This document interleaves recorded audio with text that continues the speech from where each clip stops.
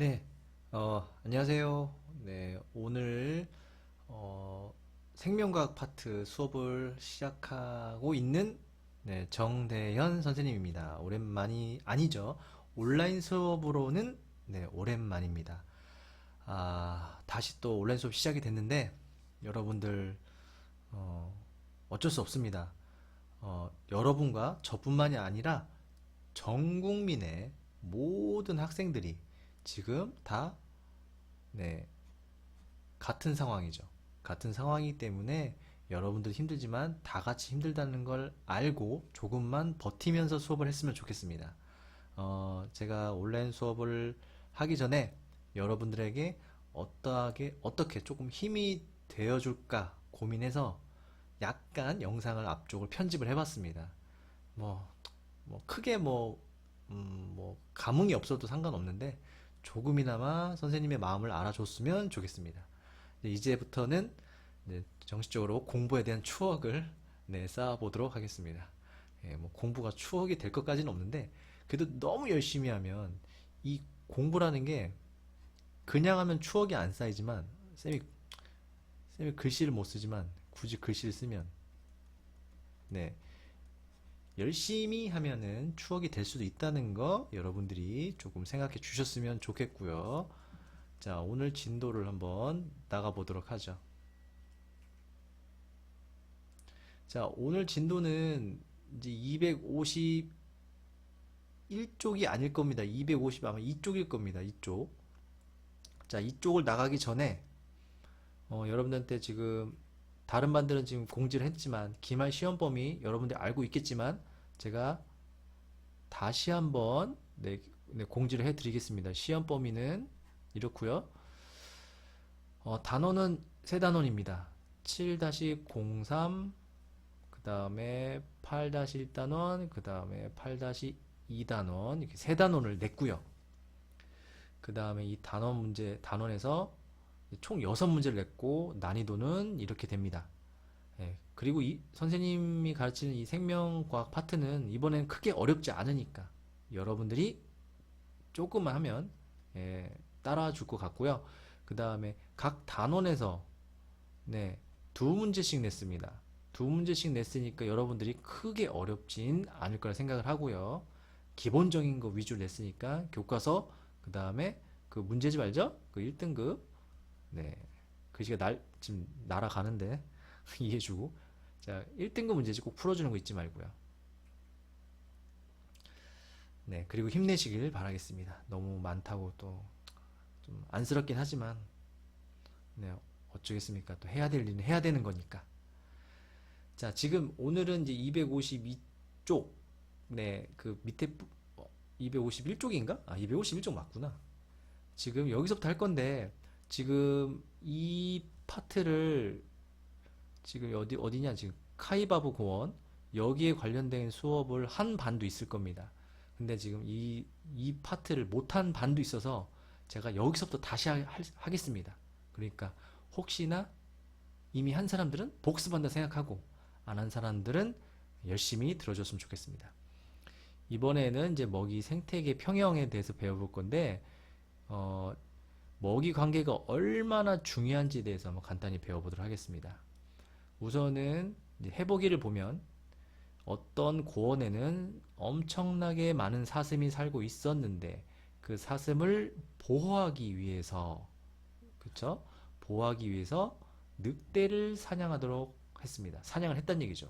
그래서 그 지역의 동물의 개체수가 마구잡이로 변하는 일이 벌어졌습니다. 카이바브 고원이 어떻게 생겼는지 알아보기 위해서 제가 출처 보이죠? 출처를 찾아가지고 이 고원 사진을 찾아봤습니다. 별거 없더라고요. 없으니까 그냥 통과. 자, 그래프가 중요하죠. 자, 그래프 보면은 이제 사슴과 여기 보면 이제 사슴, 그 다음에 풀떼기, 그 다음에 늑대의 개체수가 오랜 시간이 지나면서 어떻게 변했는지를 보여주는 겁니다. 간단한 패턴을 분석해 보면 사슴은 초반에 늘다가 갑자기 줄었죠. 확 줄어네요. 그 다음에 늑대는 인간들이 사냥을 했으니까 엄청나게 초반에 감소 추세가 보였고요. 그 다음에 풀은 전체적으로 줄어드는 추세를 보이다가 나중에 살짝 올라갔고, 늑대도 살짝 증가를 했죠. 근데 사슴도 줄긴 했지만 이 주는 요 기울기가 조금 감소됐다는 거, 그거를 유념해 주시고 한번 문제를 풀어보도록 하죠. 자, 그래프를 보고 우선은 증가한 원인을 한번 추측해보고, 그 1920년대면 요 그래프상 뭐 어디냐? 여기쯤이죠? 그죠? 20년대쯤에 개체수가 감소한 이유를 각각 한번 써보도록 하겠습니다. 한번 소설을 한번 써보죠. 그럴싸한 과학적인 소설이죠. 사슴이 증가한 이유는 다 알죠? 당연히 늑대를 잡아서 늑대 개체수가 줄었으니까 그런 거고, 당연히 그 다음에 사슴이 왜 또 갑자기 주냐? 계속 늘어나야지. 왜냐면 여기 그래프상에 보이지만, 보이죠? 뭘 말하는지? 바로 풀이 양이 감소했기 때문에, 먹이가 줄었기 때문에 무궁무진하게 계속해서 증가할 수가 없다는 점입니다. 그렇게 따지고 봤을 때 이제는 수십 년이 지난 1935년도 이후에 생태계가 어떻게 평형이 회복되는지 한번 예상을 해보는 겁니다. 추측을 해보죠. 자, 우선은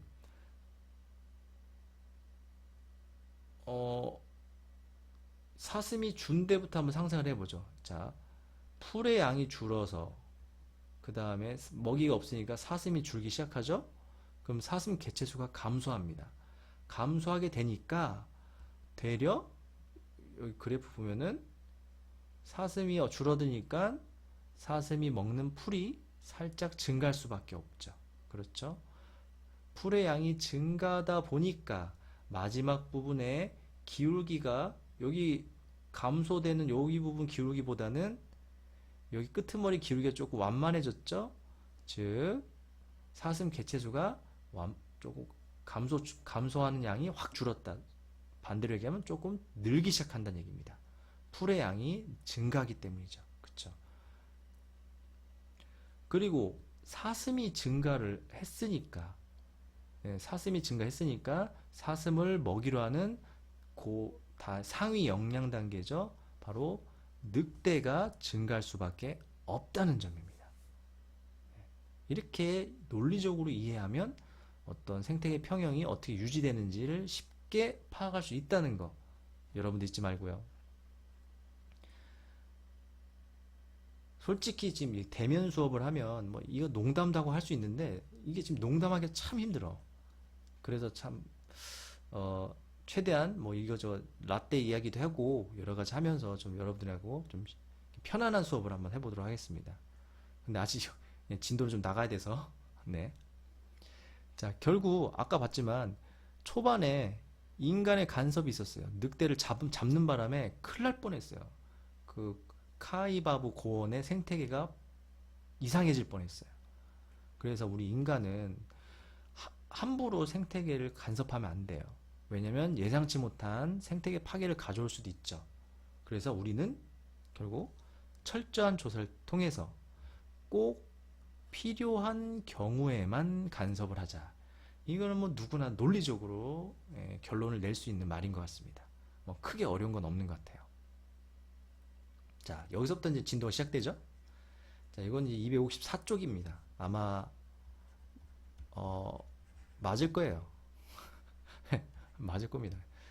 안 맞으면 미안하고요. 자, 이번에는 이제 멸치.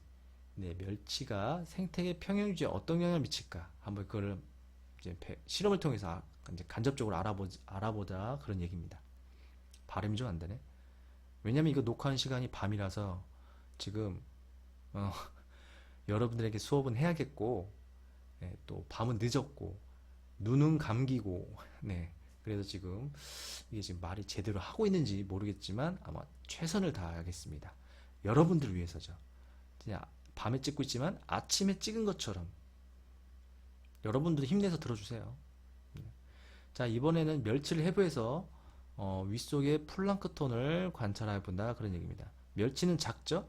작으니까 자기보다 작은 생명체를 먹겠죠. 자, 실험은 교과서에 나와 있지만 아주 간단합니다.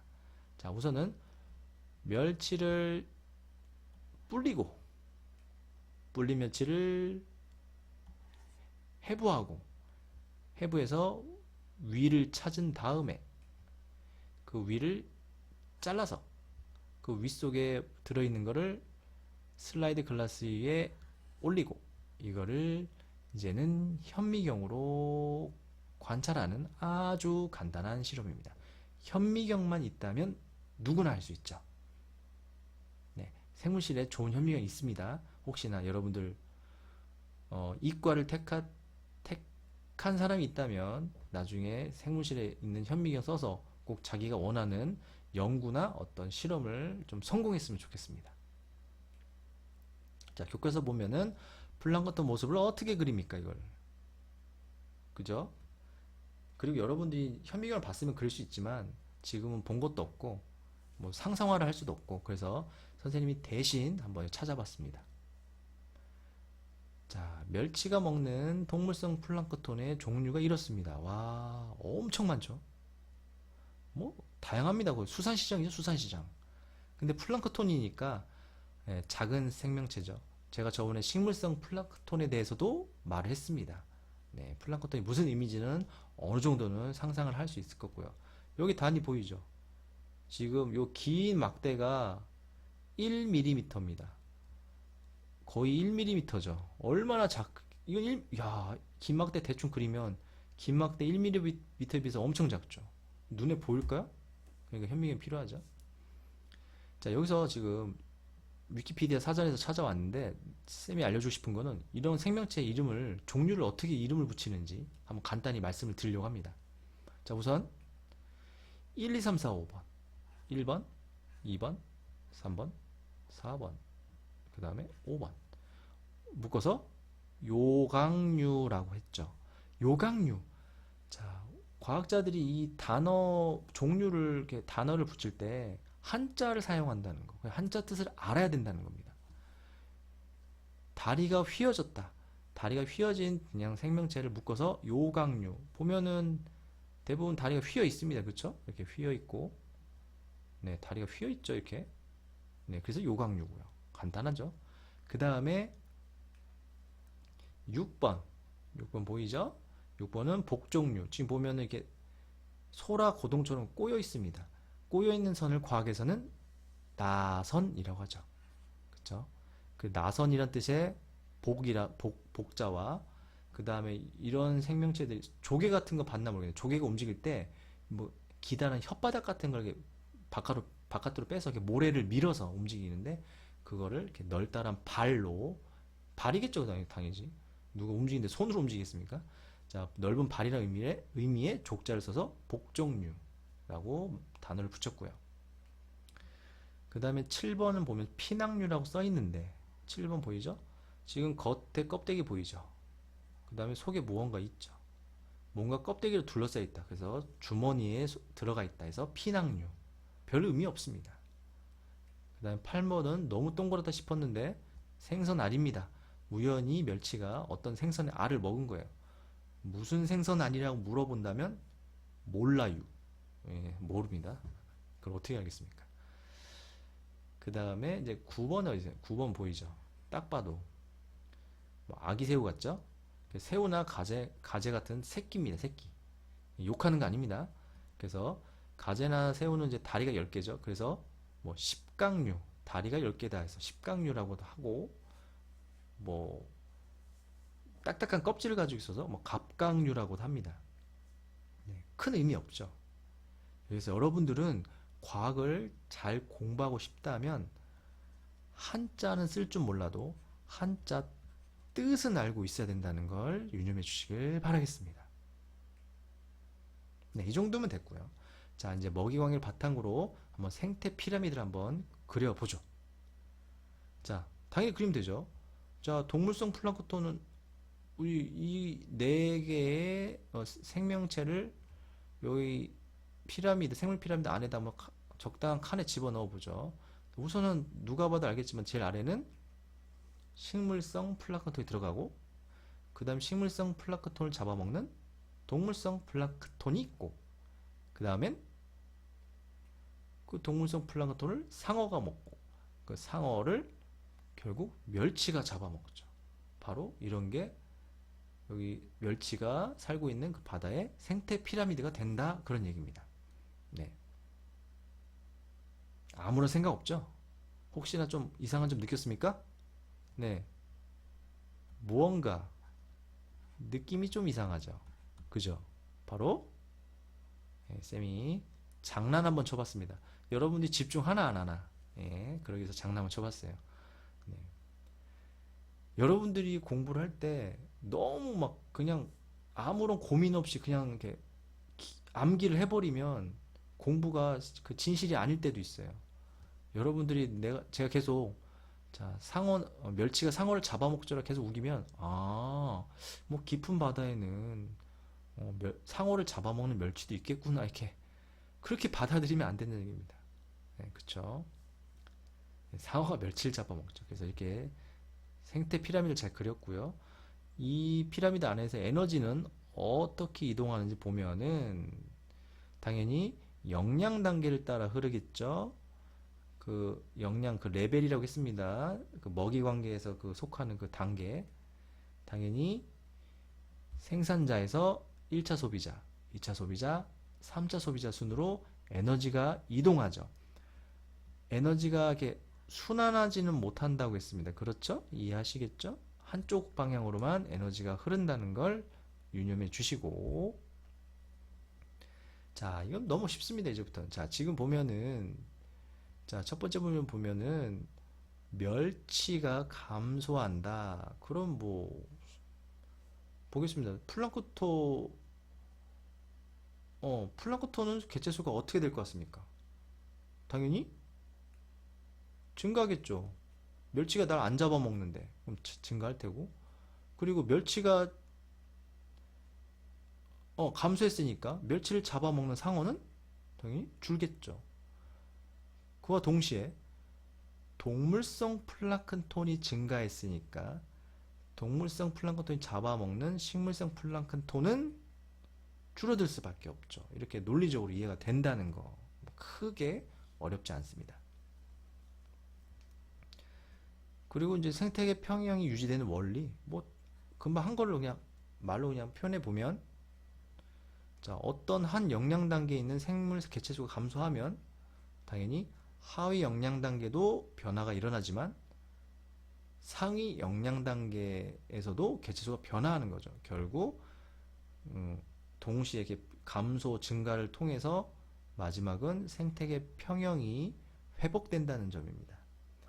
쌤이 참고로 이 PPT를 만들 때 여러 번 확인하고 읽어보고 하는데, 원래 자기가 자기 거 오타를 못 찾아요. 어떤 말이 찾아줬어요. 여러분 찾았나요? 여기 쓴 것 중에 오타? 쌤이 잘못 쓴 게 있어요. 바로 네, 여기 있습니다. 그쵸? 어느 반 한 명이 딱 알려줬어. 쌤이 왜 역시 자기가 자기 거를 검사하는 거 아니야. 남이 검사를 해줘야 돼. 네. 아무튼 이렇다는 거, 잘못 썼다는 거 이해해 주고요. 네, 개자가 아니고요. 당연히 요 개자죠.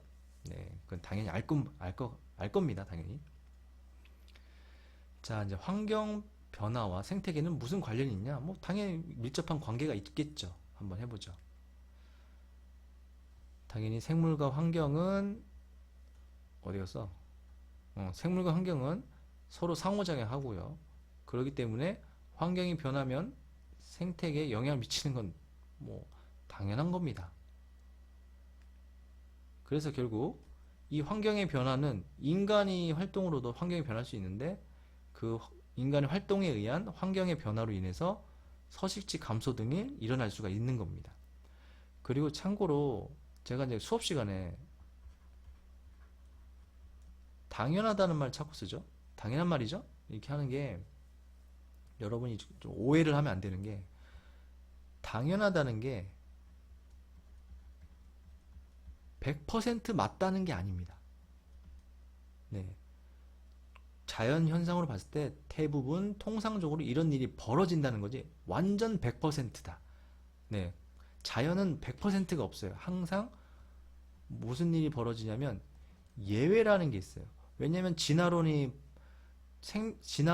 다윈이 어떻게 주장을 했냐면 생명체가 진화하는 이유도 네, 어떤 갑작스러운 변화입니다. 돌연변이. 그죠? 네, 돌연변이가 다 일어납니까? 아니잖아요. 원인도 모르는 돌연변이가 많고 당연히 원인을 알 수 있는 돌연변이도 있지만 그래서 당연하단 말을 100%라고 받아들이지 마시길 바라겠습니다. 자, 이제 얼마 남지 않았습니다. 자, 이번에는 아마존의 열대우림 이거 그거 판매 사이트 아니죠? 네, 아시죠? 네, 정글의 숲의 변화가 생태계에 어떤 영향을 미치는지. 아마존이 지구상에서 가장 큰 숲이라고 하죠. 뭐 지구의 허파라고 표현하기도 하는데, 네, 지구 산소량의 20%나 공급해주는 어마어마한 곳입니다. 그런데 그런 아마존이 점점점 나무가 줄고 있다. 이라는 거죠. 2000년대는 요랬는데 2012년도에는 저랬습니다. 뭐 눈으로 잘 보입니까? 안 보일까봐 제가 한번 영역을 표시해봤습니다. 2000년대는 이렇게 요 정도의 영역이 지금 산림이 훼손됐는데 2012년대니까 보이죠? 더 넓어졌죠? 점점점 열대 우림이 감소되고 있습니다. 이 변화가 왜 일어났냐? 왜 일어났냐면요. 인간 때문이고요. 인간 때문이고요. 인간 때문입니다. 결국 인간의 환경 변화로 인해서 지금 생태계가 지금 파괴되고 있다는 증거입니다. 그렇죠? 당연히 12년이 흐른 뒤에 이 생물 다양성과 생태계 평형이 어떻게 됐냐? 산림 면적이 줄었으니까 생물이 줄 테고, 생물이 주니까 다양성이 줄 테고, 다양성이 감소되니까 결국 생태계 평형 유지 능력도 줄어들 수밖에 없다. 뭐 이거는 네, 그냥 뭐 쉽게 받아들이면 되는 거죠. 여러분들이 쌤이 지금 영상을 빨리 좀 하고 있는데 여러분이 잠깐 정지했다가 글씨 쓸 수 있는 거 알죠? 네, 그러니까 여러분들 이 영상을 그렇게 보시면 됩니다. 선생님 왜 이렇게 빨리 넘어가야 한다고 막 뭐라 하면 안 돼요. 그걸 감안하고 선생님 찍는 거예요. 온라인의 장점이 그거잖아. 스탑 플레이가 가능하잖아. 선생님 멈춰! 하면 멈출 수 있잖아. 그죠? 얼마나 좋아. 선생님 뒤로 가? 이렇게 하면 뒤로 가고. 그게 장점이니까 그걸 잘 활용하시길 바라겠습니다. 자, 이제 열대우림 위에 환경 변화를 좀 알아보자는 얘기인데 제가 그냥 어, 다른 거 그냥 제가 예시로 한번 준비해 봤습니다. 자, 아프리카에 엄청난 호수가 있는데 그 호수가 환경이 변하고 있대요. 어떻게 변하냐면 호수 주변에 농사를 하고요. 그 다음에 그 호수에 이상한 물고기를 퍼뜨려 놨습니다. 네, 이름도 참 특이하죠? 그래서 벌어진 게 뭐냐면 농사를 하니까 농약이 자꾸 들어오고 호수로 그 다음에 이상한 물고기 넣어가지고 거기 살고 있던 물고기 다 멸종됩니다. 왜 그러냐? 자, 결국 이런 일 인간의 개입으로 이게 환경 변화로 인해서 네, 생물 다양성이나 회복 기능이 줄어들 수밖에 없는 겁니다. 이건 당연한 얘기죠. 아프리카 빅토리아 호수는 어디 있냐면 그냥 아프리카 빅토리아 호수가 있구나라고 넘어가면 좀 그렇죠. 자, 어디 있냐면 이게 아프리카 중에 바로 네, 보이죠? 엄청나게 지금 아프리카 땅이 넓어서 그래요. 호수 넓습니다. 이 호수에 물고기를 퍼뜨려 놨는데 나일 퍼치라는 물고기를 이만해요. 이만해. 이거 뭐 아니 이건 뭐 물고기 아닌데 이건 거의 물괴물인데 물괴물 그죠? 이런 걸 퍼뜨렸으니 거기 살고 있던 물고기 살아남겠습니까? 네, 조심해야 됩니다. 자, 이렇게 인간의 환경 파괴로 인한 이제 서식지 감소가 생태계 평형을 깨트리죠. 그리고 인간의 활동에 의한 여러 가지 뭐 오염, 사냥 이렇게 외래종 유입 등으로 인해서도 생태계 평형이 깨질 수가 있다. 이 모든 것은 인간에 의한 환경 변화 때문이다. 요새 인간도, 저도 인간이지만, 그래서 환경을 좀 아끼고 보존하는 그런 자세가 필요합니다. 네, 필요하죠. 자, 이제 교과서에 나온 건데, 인간이 참 이렇게 환경 오염시켜서 지금, 거의 기름때가 묻어서 지금 못 나는 것 같은데, 이러면 숨도 못 쉬고 날지도 못해 죽죠. 너무 안타깝고요. 네, 꽃매미. 요새 많이 봤어요, 여름철에. 네, 외래종인데 아주 생태계 파괴하고 있습니다. 그 다음에 인간들이 또 밀렵이 이제 몰래 사냥하는 거예요. 천연기념물 이런 거, 뭐 멸종위기 동물들을 사냥하면 안 되는데 말이지. 으이, 나빠. 그죠? 근데 이 생태계가 파괴는 쉽지만 회복은 정말 오래 걸린다는 건 누구나 압니다. 그쵸? 그래서 우리는 생태계 평형을 위해서 노력을 해야 된다. 이거는 뭐 생태학적으로 항상 이런 식으로 마무리가 되죠. 그나마 인간이 자동차는 써야겠고 도로는 만들어야겠고 그래서 이 생태 통로라는 걸 만들었기도 했죠. 그리고 인간이 산을 다 깎아서 아파트를 지었지만 그나마 좀 생태계를 유지하기 위해서 숲을 만들기도 하고요. 이건 뭐야? 왜 안 지워져? 잠깐만. 네, 지웠죠? 네, 갑자기 이상해져가지고. 자, 아무튼, 자, 이번에는 이제 하천 복원이 나오는데, 하천을 이제, 인간이 살기 위해서 이제 강을 뭐 깎기도 하고, 뭐 여기다 뭐 공원도 짓고 하는데, 이왕이면 자연 친화적으로 지어야 되죠. 저기 뭐, 어떤, 뭐, 하천들 가보면, 여기 하천 복원한다고 여기 강바닥을 시멘트로 막 쫙 다 발라놓은 데가 있어요. 왜 안 써져, 이거? 시멘트 쫙 다 발라놓은 데가 있는데, 그럼 물고기가 못 살아요. 그건 잘못된 복원이지. 그거는 인간을 위한 복원이지, 자연을 위한 복원이 아닌 것 같습니다. 네, 물고기가 살 수 있게, 생명체가 살 수 있게 복원하는 게 중요합니다. 자, 우리 주변 생태 통로 아무나 찾으면 되죠. 그냥, 이거는 그냥 있길래 그냥 쓴 겁니다. 크게 의미 없고요. 근데 이 통로가 어떻게 생태계 평형 유지하냐? 생태계 연속성을 가져온다고 표현하긴 합니다. 쉬운 말로, 어, 그 생물적 요인과 비생물적 요인이 그 요인으로 이루어진 생태계가 끊어지지 않게 도로를 이렇게 깔아버리면 산과 산이 잘리는 거니까 환경이 이게 생태계가 좀 변하잖아요, 그렇죠? 고라니가 이렇게 건너가기도 힘들고 그래서 생태 통로를 만드는 거죠. 결국 그나마 없는 것보다는 있는 게 좋죠. 그래서 번식과 생존 확률을 높일 수밖에 없습니다. 그냥 이건 찾아본 겁니다. 아주 이쁜 캐나다 산에 멋진 생태 통로가 있길래. 그런데 여러분 생태 통로가 뭐 100% 해결책은 아닙니다. 왜냐면 고라니가 있다. 고라니를 어떻게 그릴까?